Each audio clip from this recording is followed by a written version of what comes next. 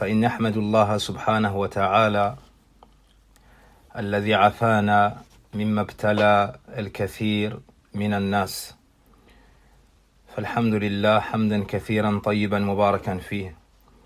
الحمد لله الذي يسر لنا الصلوات ووفقنا لطالب العلم وللاستماع إلى العلم، فهذه نعم عظيمة كبيرة يجب علينا أن نشكرها. Nous remercions Allah subhanahu wa ta'ala, celui qui nous a permis d'accomplir la prière, celui qui nous a permis d'étudier la science, celui qui nous a permis de l'écouter, et celui qui, même lorsqu'il nous éprouve, c'est pour, ou bien nous prive, c'est pour nous éduquer et nous accorder davantage. Malgré la fermeture des mosquées, nous allons, avec l'aide d'Allah subhanahu wa ta'ala et son assistance, poursuivre l'étude du livre Fiqhu Asma'illahi al-Husna, l'étude des noms sublimes d'Allah subhanahu wa ta'ala, du Cheikh Abd al-Razzaq al-Badr hafidhahullahu ta'ala. Et nous sommes arrivés à l'étude des noms d'Allah subhanahu wa ta'ala, Al-Qarib, Al-Mujib. فمن أسماء الله سبحانه وتعالى القريب والمجيب، وقد جمع الله بين هذين الاسمين في قوله وإلى ثمود أخاهم صالحا قال يا قوم اعبدوا الله ما لكم من إله غيره هو أنشأكم من الأرض واستعمركم فيها فاستغفروه ثم توبوا إليه إن ربي قريب مجيب. Parmi les noms d'Allah subhanahu wa ta'ala, il y a Al-Qarib ainsi que Al-Mujib. Al-Qarib est celui qui est proche, Al-Mujib est celui qui répond à l'invocation, à la demande. Allah subhanahu wa ta'ala a certes uni entre ces deux noms dans Surat Hud. Allah subhanahu wa ta'ala a uni entre ces deux noms dans Surat Hud lorsqu'il nous dit qu'il a envoyé au peuple de Thamoud, leur frère Salih, qui leur dit: ô mon peuple, adorez Allah, vous n'avez pas d'autre divinité, c'est-à-dire digne d'être adoré, en dehors de lui. Et plus loin, il les appelle au repentir, il les appelle à demander pardon à Allah subhanahu wa ta'ala et à se repentir à lui, puis il leur dit: Inna Rabbi qaribun mujib. Certes, mon Seigneur est proche et il répond à l'appel. La traduction des sens du verset: et nous avons envoyé au Thamoud leur frère Salih qui dit: ô mon peuple, adorez Allah, vous n'avez point de divinité en dehors de lui digne d'être adoré. De la terre il vous a créé et vous l'a fait peupler. Implorez donc son pardon et repentez-vous à lui. Mon Seigneur est bien proche et répond toujours. ولم يرد المجيب في غير هذا الموضع. Et sachez que le nom d'Allah subhanahu wa ta'ala al-Mujib n'a pas été mentionné dans un autre passage du Coran. وأما القريب فقد ورد في موضعين آخرين هما قوله تعالى وإذا سألك عبادي عني فإني قريب أجيب دعوة الداعي إذا دعان فليستجيبوا لي وليؤمنوا بي لعلهم يرشدون. وقوله تعالى قل إن ضللت فإنما أضل على نفسي وإن اهتديت فبما يوحي إلي ربي إنه سميع قريب.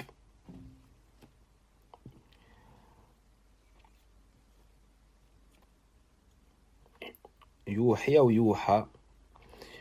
Donc, quant au nom d'Allah subhanahu wa ta'ala Al-Qarib, il a été mentionné dans deux autres endroits du Coran. Dans Surat al-Baqarah, et quand mes serviteurs t'interrogent sur moi, alors je suis tout proche. Je réponds à l'appel de celui qui me prie quand il me prie. Qu'il réponde à mon appel et qu'il croit en moi afin qu'il soit bien guidé. Ainsi que dans Surat Saba, dit, si je m'égare, je ne m'égare qu'à mes dépens. Tandis que si je me guide, alors c'est grâce à ce que mon Seigneur m'a révélé, car il est audient et proche. Car il est audient, il entend tout et est proche. وقرب الله الذي وقرب الله الذي تدل عليه هذه الآيات هو قرب خاص بالعابدين المحبين والداعين المستجيبين قرب لا يدرك له حقيقة أو لا يدرك له حقيقة وإنما تعلم آثاره من لطفه بهم وتوفيقه لهم وعنايته بهم. نعم. La proximité d'Allah subhanahu wa ta'ala qui nous est indiquée à travers ces versets est une proximité particulière. Une proximité des serviteurs, propre aux serviteurs pieux qui adorent Allah subhanahu wa ta'ala d'un culte sincère, ceux qui l'aiment et l'invoquent, ceux qui répondent à son appel. C'est une proximité dont on ne peut atteindre la réalité, mais elle se sait à travers ses effets, à travers la douceur d'Allah envers ses serviteurs, du fait qu'il leur accorde, du fait qu'il est doux envers eux, du fait qu'il leur accorde la réussite, du fait qu'il prenne soin d'eux. وَمِنْ آثَارِهِ إِجَابَةُ لِلدَّاعِينَ. Et parmi les effets de cet attribut, le fait qu'Allah Azza wa Jal réponde à leurs invocations. وَإِثْبَاتُهُ لِلْعَابِدِينَ وَإِثَابَةُ لِلْعَابِدِينَ. Et le fait qu'il rétribue ceux qui l'adorent. كما قال سبحانه وقال ربكم ادعوني أستجب لكم إن الذين يستكبرون عن عبادتي سيدخلون جهنم داخرين. Comme il nous le dit dans Surat Ghafir, et votre Seigneur a dit, appelez-moi, je vous répondrai. Ceux qui, par orgueil, se refusent à m'adorer, entreront bientôt dans l'enfer, humiliés. وقد ثبت في سنتي أحاديث عديدة تدل على قرب الله عز وجل من عباده المؤمنين وأوليائه المتقين يسمع دعاءهم ويجيب نداءهم ويعطيهم سؤلهم. ففي الصحيحين عن أبي موسى الأشعري رضي الله عنه قال كنا مع النبي صلى الله عليه وسلم في سفر فجعل الناس يجهرون بالتكبير فقال النبي صلى الله عليه وسلم اربعوا على أنفسكم إنكم ليس تدعون أصم ولا غائبا إنكم تدعون سميعا قريبا وهو معكم. وفي الصحيحين عن أبي هريرة رضي الله عنه عن النبي صلى الله عليه وسلم قال قال الله عز وجل من تقرب إلي شبرا تقربت إليه ذراعا ومن تقرب إلي ذراعا تقربت إليه باعا وإذا أقبل إلي يمشي أقبلت إليه أهرول. L'auteur, Hafidhahullah Ta'ala, nous dit, et il a été affirmé dans la tradition prophétique différents hadiths qui nous indiquent la proximité d'Allah Azza wa Jal, de ses serviteurs croyants, de ses bien-aimés pieux. Il entend leurs invocations, répond à leurs appels, il leur donne ce qu'ils demandent.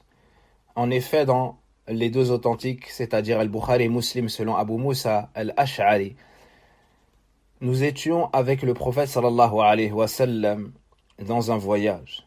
Et les gens se sont mis à élever la voix en prononçant at-takbir, c'est-à-dire Allahu Akbar. Le prophète sallallahu alayhi wa sallam dit donc, soyez doux envers vous-même. Vous n'invoquez pas celui qui est sourd, ni celui qui est absent. Vous invoquez plutôt celui qui entend tout et qui est proche, et il est avec vous. Dans les deux authentiques, toujours, selon Abu Huraira, le prophète sallallahu alayhi wa sallam nous dit, Allah le Très-Haut, ou bien Allah Azza wa Jal, dit, lorsque mon serviteur se rapproche de moi d'un empan, je me rapproche de lui d'une coudée. Lorsqu'il se rapproche de moi d'une coudée, je me rapproche de lui d'une envergure. s'il vient à moi en marchant, je viens à lui avec empressement. واسم تعالى المجيب يدل على أنه سبحانه يسمع دعاء الداعين ويجيب سؤال السائلين ولا يخيب مؤمنا دعاه ولا يرد مسلما ناجاه ويحب سبحانه أن يسأله العباد ويحب سبحانه أن يسأله العباد جميع مصالحهم الدينية والدنيوية من الطعام والشراب والكسوة والمسكن كما يسألونه الهداية والمغفرة والتوفيق والصلاح والإعانة على الطاعة ونحو ذلك وعدهم على ذلك كله بالإجابة مهما عظمت المسألة وكثر المطلوب وتنوعت الرغبات. وفي هذا دلالة على كمال قدرة الله سبحانه وكمال ملكه وأن خزائنه لا تنفد ولا تنقص بالعطاء ولو أعطى الأولين والآخرين من الجن والإنس وأجابهم في جميع ما سألوه كما في الحديث القدسي يا عبادي لو أن أولكم وآخركم وإنسكم وجنكم قاموا في صعيد واحد فسألوني فأعطيت كل إنسان مسألته ما نقص ذلك مما عندي إلا كما ينقص المخيط إذا أدخل البحر رواه مسلم. وفي الصحيحين عن أبي هريرة رضي الله عنه عن النبي صلى الله عليه وسلم قال إذا دعا أحدكم فلا يقول اللهم اغفر لي إن شئت ولكن ليعزم المسألة وليعظم الرغبة فإن الله لا يتعاظمه شيء أعطاه. Quant au nom d'Allah subhanahu wa ta'ala, Al-Mujib, il nous indique qu'Allah, exempt soit-il de tout défaut et de toute similitude avec ses créatures, entend l'invocation de tous ceux qui l'invoquent. Et il répond à la demande de tous ceux qui lui demandent. Il ne déçoit jamais un croyant qui l'a invoqué, ne le rejette jamais. Il ne rejette pas un musulman qui le supplie. Allah subhanahu wa ta'ala aime que ses serviteurs lui demandent et s'adresse à lui pour l'ensemble de leurs besoins, que ce soit relatif à la religion ou que ce soit relatif aux choses de ce bas monde, telles que la nourriture, la boisson, les vêtements, le logement, tout comme il lui demande la guidée, le pardon, la réussite, la piété, la réforme, l'aide afin de lui obéir et des choses semblables. Et Allah subhanahu wa ta'ala leur a promis pour tout cela de leur répondre. Aussi immense soit la demande, aussi multiples soient les besoins, aussi différents soient les espérances. Et dans cela, il y a une preuve manifeste de la perfection, de la toute-puissance d'Allah subhanahu wa ta'ala, de son omnipotence, de sa maîtrise et de sa royauté. Cela nous indique également que ses trésors ne s'épuisent jamais et que ses dons ne sauraient faire diminuer de ce qu'il possède. Quand bien même il accorderait au premier jusqu'au dernier, parmi les djinns et parmi les humains, en répondant à l'ensemble de leurs demandes, tout comme cela nous a été mentionné dans le hadith, à thème divin, ô mes serviteurs, si du premier d'entre vous jusqu'au dernier d'entre vous, parmi les humains que vous êtes et les djinns que vous êtes, si l'ensemble se tenait sur une seule et même place, et que l'ensemble me demandait et que j'accordais à chacun selon sa demande, cela ne diminuerait en rien de ce que je possède. Cela ne diminuerait en rien de ce que j'ai, si ce n'est à l'image de l'aiguille, de ce que l'aiguille diminue de l'eau de la mer lorsqu'on l'y introduit. Rapporté par l'imam Muslim. Et dans le recueil de l'imam Bukhari et l'imam Muslim, Abu Hurayrata radiallahu anhu nous dit, le prophète sallallahu alayhi wa sallam a dit, lorsque l'un d'entre vous invoque, qu'il ne dise pas, ô Allah, pardonne-moi si tu le veux, mais qu'il soit déterminé dans sa demande et que son désir soit immensifié. Car certes Allah ne trouve rien de trop grand pour pour l'accorder. Car certes Allah ne trouve rien de trop grand pour l'accorder. وقد ورد في السنة النبوية أحاديث عديدة في الترغيب بالدعاء. Et en effet, on trouve dans la sunna du prophète sallallahu alayhi wa sallam différents textes qui nous montrent ou bien qui nous encouragent à invoquer Allah subhanahu wa ta'ala. وبيان أن الله تبارك وتعالى يجيب الداعين ويعطي السائلين وأنه جل وعلا حيي كريم أكرم من أن يرد من دعاه أو يخيب من ناجاه أو يمنع من سأله. Ces différents textes nous encouragent à cette adoration qu'est l'invocation et nous démontrent également qu'Allah tabaraka wa ta'ala répond à ceux qui lui demandent et accorde à ceux qui l'invoquent, et que Allah subhanahu wa ta'ala a honte et est noble. Il est bien trop noble pour rejeter celui qui l'invoque. Il a honte dans le sens où il est pudique, comme cela nous a été mentionné dans le hadith, lorsque رواه أبو داود والترمذي وغيرهما عن سلمان الفارسي رضي الله عنه عن النبي صلى الله عليه وسلم عن سلمان الفارسي رضي الله عنه عن النبي صلى الله عليه وسلم قال إن الله حيي كريم يستحي من عبده إذا رفع يديه إليه يردهما صفرا. وفي حديث النزول الإلهي يقول صلى الله عليه وسلم ينزل ربنا تبارك وتعالى كل ليلة إلى السماء الدنيا حين يبقى ثلث الليل الآخر فيقول من يدعوني فأستجيب له ومن يسألني فأعطيه ومن يستغفرني فأغفر له. متفق عليه. وهو حديث متواتر رواه عن النبي صلى الله عليه وسلم جمع من الصحابة بلغ عددهم 28 صحابيا.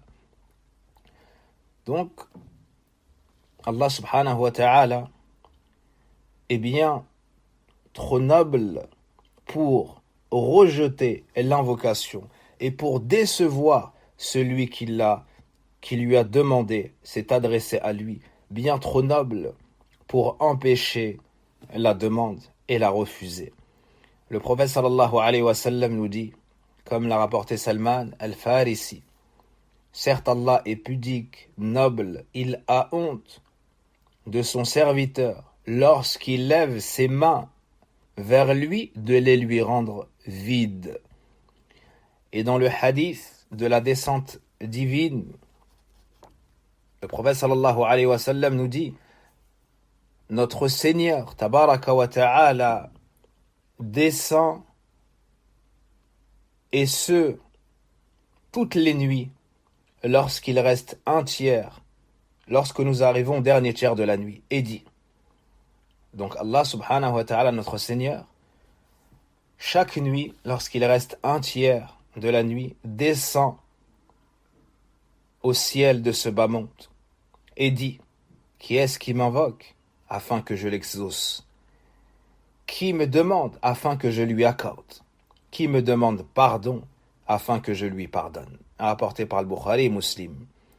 Ce hadith est un hadith mutawatir, c'est-à-dire qu'il a été rapporté par un nombre tel de rapporteurs que c'est impossible qu'il se soit uni dans le mensonge.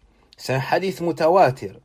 L'a rapporté du prophète sallallahu alayhi wa sallam un grand nombre de compagnons. Ce nombre a atteint 28 compagnons radiyallahu anhum. وجاء في الحديث القدسي في بيان منزلة أولياء الله المتقين أن الله تبارك وتعالى يقول من عادى لي وليا فقد آذنته بالحرب وما تقرب إلي عبدي بشيء أحب إلي مما افترضته عليه وما يزال عبدي يتقرب إلي بالنوافل حتى أحبه فإذا أحببته كنت سمعه الذي يسمع به وبصره الذي يبصر به ويده التي يبطش بها ورجله التي يمشي بها وإن سألني لأعطينه ولئن استعاذ بي لأعيذنه رواه البخاري في صحيحه. Il nous a également été mentionné dans le hadith à thème divin la grande place des rapprochés d'Allah subhanahu wa ta'ala parmi ses serviteurs pieux. Allah tabaraka wa ta'ala dit dans le hadith celui qui cause du mal à l'un de mes rapprochés, celui qui cause du mal, qui combat ou qui déteste ou qui tente de nuire à l'un de mes rapprochés, celui que j'ai rapproché et aimé, je lui déclare la guerre. Et mon serviteur ne se rapproche pas de moi par une chose que j'aime plus que ce que je lui ai rendu obligatoire. Et mon serviteur ne cesse de se rapprocher de moi par des actes recommandés jusqu'à ce que je l'aime.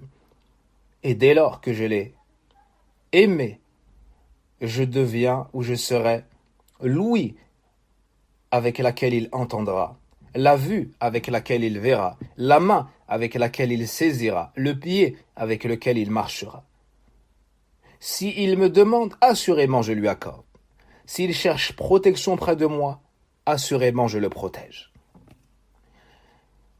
Ici, pour la traduction du mot « an-nawafil », on a souvent entendu, peut-être que nous-mêmes l'avons dit jadis, et on lit également, pour traduction erronée, les actes surérogatoires.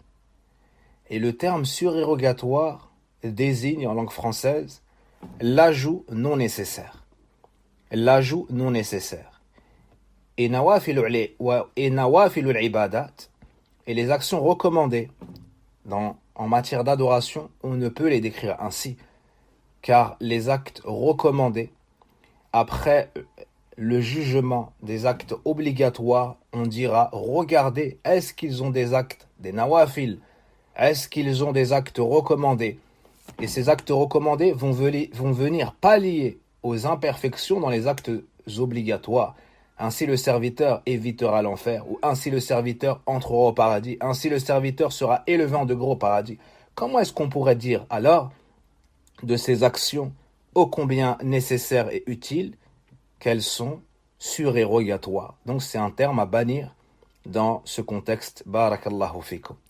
فهذه النصوص وما في معناها تدل دلالة بينة أن الله تبارك وتعالى لا يرد من سأله من عباده المؤمنين ولا يخيب من رجاه ولكن قد يستشكل في هذا أن جماعة من العباد والصلحاء قد دعوا وبالغوا ولم يجابوا والجواب أن الإجابة تتنوع. Tous ces textes et ceux qui sont venus dans ce sens nous indiquent d'une manière claire et évidente qu'Allah tabaraka wa ta'ala ne rejette jamais la demande de ses serviteurs croyants et ne déçoit jamais celui qui a placé ses espoirs en lui. Mais ici, il y a une problématique. Ici, il y a une situation qui pourrait nous poser problème et le shir va l'éclairer et y répondre. C'est qu'on trouve que certaines personnes pieuses et droites ont invoqué Allah subhanahu wa ta'ala avec insistance et n'ont pas vu la réponse. Pour répondre à ce problème ou cette problématique, le shir dit que la réponse est de plusieurs sortes. فَتَارَةً يَقَعُ الْمَطْلُوبُ بِعَيْنِ عَلَى الْفَوْرِ وَتَارَةً يَقَعُ وَلَكِنْ يَتَأَخَّرُ لِحِكْمَةٍ وتارة تقع الإجابة ولكن بغير عين المطلوب حيث لا يكون في المطلوب مصلحة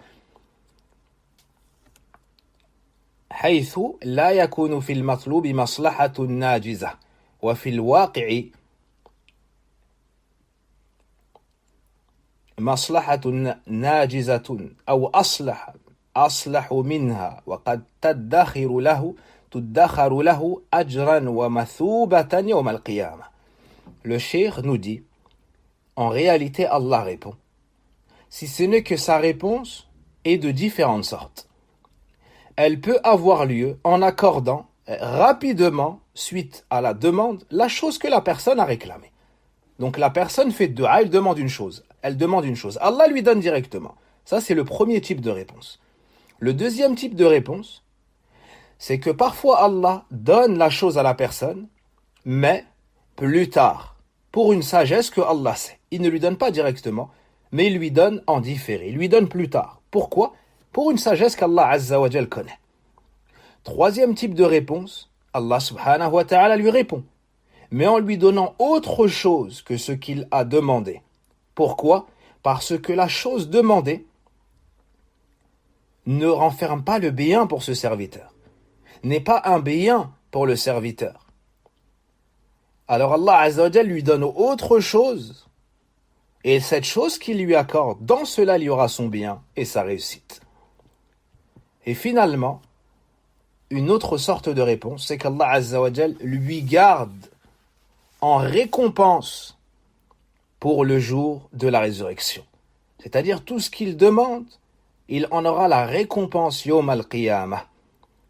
Et la preuve de cela, ما رواه الإمام أحمد والبخاري في الأدب المفرد. La preuve de cela est le hadith rapporté par l'imam Ahmed, le hadith rapporté par l'imam al-Bukhari dans l'Adab al-Mufrad, ainsi que le Hakim et autres, selon Abu Sa'id al-Khudri رضي الله عنه أن النبي صلى الله عليه وسلم قال ما من مسلم يدعو بدعوة ليس فيها إثم ولا قطيعة رحم إلا أعطاه الله بها إحدى ثلاث إما أن تعجل له دعوته وإما أن يدخرها له في الآخرة وإما أن يصرف عنه من السوء مثلها. قالوا إذن نكثر. قال الله أكثر. رضي الله عنهم.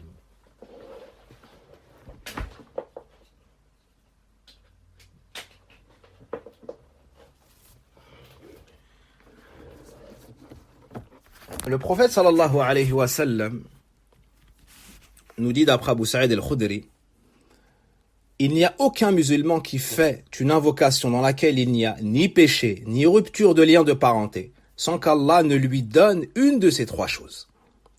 Soit il l'exauce tout de suite, son invocation, soit il lui retarde l'exaucement pour l'au-delà, soit il le protège d'un mal qui est équivalent. Les compagnons ont dit, ainsi nous devons en faire beaucoup. Le prophète sallallahu alayhi wa sallam répliqua, Allah en fera encore plus. Allahu Akbar. Lorsque les compagnons ont entendu cette parole du prophète sallallahu alayhi wa sallam, remplis d'espoir et d'encouragement et de motivation dans le dua, ils ont dit, alors on devrait en faire beaucoup, on devrait faire beaucoup d'invocations. Mais quoi qu'on demande, Allah subhanahu wa ta'ala répond. Et Allah subhanahu wa ta'ala est riche, Allah subhanahu wa ta'ala est généreux, Allah subhanahu wa ta'ala est al-hayy alladhi la yamut, le vivant qui ne meurt jamais. وبهذا يتبين أن إجابة السائل في سؤاله أعم من إعطائه عين المسؤول. Ainsi, nous apparaît clairement que la réponse à la demande de ceux qui s'adressent à Allah subhanahu wa ta'ala est plus générale que le simple fait de lui donner ce qu'il a demandé. وَإِنَّ مِنْ أَثَرِ الْإِيمَانِ بِسْمِ اللَّهِ الْمُجِيبِ أن يقوى يقين العبد بالله ويعظم رجاؤه ويزيد إقباله عليه وطمعه فيما عنده ويذهب عنه داء القنوط من رحمته أو اليأس من روحه. L'auteur, hafidahullah ta'ala, nous dit: on trouve ainsi parmi les effets de la foi au nom d'Allah El-Mujib, celui qui répond, il y a comme effet le fait de renforcer notre certitude en Allah subhanahu wa ta'ala, le fait d'augmenter notre espoir en lui, le fait de nous diriger encore plus vers lui, le fait d'espérer encore plus ce qui se trouve auprès de lui. Cette foi qu'on a, le fait de croire qu'Allah c'est le Mujib et qu'il répond à la demande, à nos invocations, ça renforce notre certitude en lui. Ça augmente notre espoir. Ça nous fait lui demander encore plus, l'adorer encore plus, espérer encore plus ce qui se trouve auprès de lui. Tout comme ça chasse et ça fait disparaître la maladie de el-Qunut, du désespoir. Le fait de désespérer de la miséricorde d'Allah. Le fait d'abandonner, le fait de recevoir son secours. Celui qui a compris le sens du nom d'Allah El-Mujib, qui croit en Allah El-Mujib, ne désespérera jamais de la miséricorde d'Allah, ne désespérera jamais de son secours. Allah t'entend, serviteur d'Allah. Allah te répond. Allah aime que tu lui demandes. Le fils de Adam, lorsque tu lui demandes, il n'aime pas. Allah subhanahu wa ta'ala, lorsque tu ne lui demandes pas, il n'aime pas. Il aime que tu lui demandes. Et plus tu lui demandes, plus Allah aime. Parce que ça montre que tu reconnais que c'est ton maître, ton Seigneur. Que tu reconnais que c'est le riche, le vivant qui ne meurt jamais, le généreux. Ça montre que tu reconnais qu'Allah subhanahu wa ta'ala est parfaitement omnipotent. Et beaucoup d'autres qualités encore d'Allah subhanahu wa ta'ala. وكيف لا يكون المسلم واثقا بربه الجواد الكريم المحسن وهو سبحانه بيده ملكوت كل شيء فما شاء كان في الوقت الذي يشاء على الوجه الذي يشاء من غير زيادة ولا نقصان ولا تقدم ولا تأخر وحكمه سبحانه نافذ في السماوات وأقطارها وفي الأرض وما عليها وما تحتها وفي البحار والجو وفي سائر أجزاء العالم ذراته وذراته. L'auteur, hafidahullah ta'ala, nous dit: comment est-ce que le musulman pourrait ne pas avoir pleinement confiance en son Seigneur, le généreux, le noble, le bienfaisant, alors qu'il est, ou bien alors qu'il possède, qu'il a la royauté, la possession de toutes choses. Ce qu'Allah veut se réalise au moment où il le veut, de la manière qu'il a voulu, sans ajout ni diminution, sans avance ni retard. Le jugement d'Allah est inéluctable. Il se réalise, que ce soit dans les cieux, que ce soit sur la terre, que ce soit sous la terre, que ce soit dans les mers, que ce soit dans les airs, dans toute partie du monde, aussi minime soit-elle, le jugement d'Allah Azza wa Jal se concrétise et se réalise.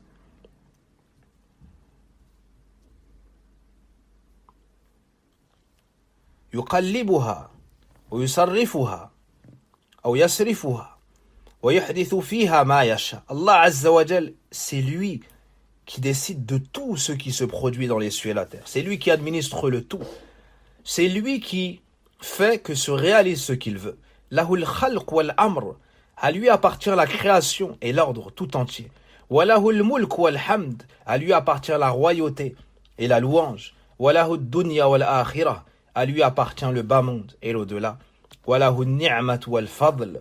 à lui appartient le bienfait et la grâce. Walahu thana'ul hasan, à lui appartient les belles éloges.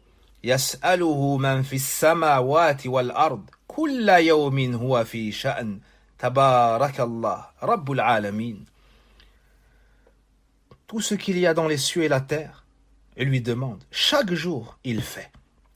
Chaque jour, il fait. Tabarakallah, rabbul alamin. Voici, pour les noms d'Allah, Al-Qarib et Al-Mujib. Nous marquons une courte pause, puis nous poursuivons l'étude de deux autres noms d'Allah subhanahu wa ta'ala, à savoir Al-Qahir et Al-Qahhar. Wa salillahumma wa barik ala nabina Muhammadin wa ala alihi wa sahbihi ajma'in. Subhanaka Allahumma wa bihamdik. أشهد أن لا إله إلا أنت أستغفرك وأتوب إليك والحمد لله.